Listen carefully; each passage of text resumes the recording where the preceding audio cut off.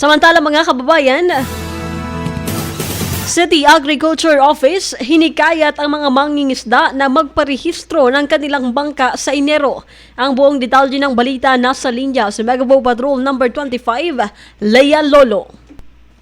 Bicol Network News Report!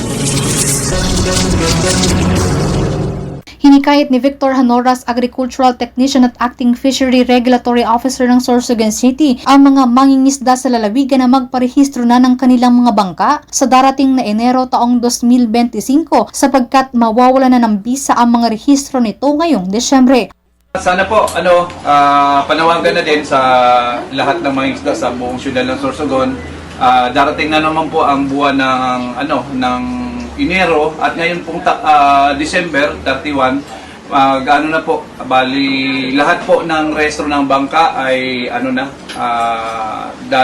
aabot na sa sukdulan, ibig sabihin mawawala na po ng visa lahat ng rehistro.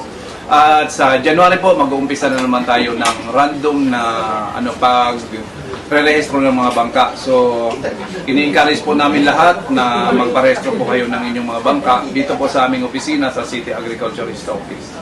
Ayon kay Hanoras, ipinapaalam din niya sa publiko na magtatapos na ang moratorium sa pagbabayad ng rehistro ng mga bangka dahil 3 taon lamang ang ibinigay na palugit batay sa resolusyon ng Sangguniang Panglungsod na inaprobahan ni City Mayor Maria Esther Amora. Pinapaalam din namin na magtatapos na pala sir yung moratorium doon sa pagbabayad ng rehistro ng bangka. Kasi 3 years lang ang moratorium na ibinigay through resolution ng Sangguniang Panlungsod na inaprobahan na ng ating mahal na mayor.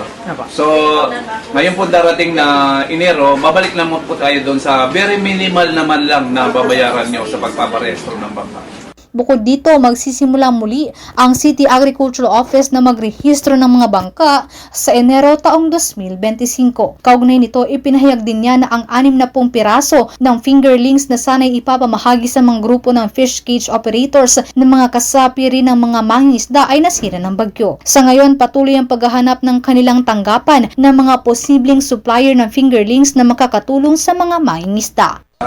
Supposedly, stock natin na fingerlings ay talagang nawas out ng bagyo.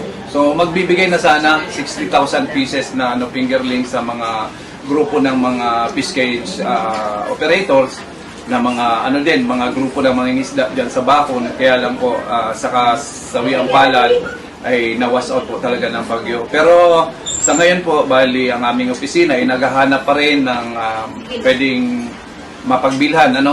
Bibili po tayo ng mga fingerlings. Para sa Bicol Network News, ito si Megapo Patrol number 25, Lea Lolo, tatak tunay na serbisyo.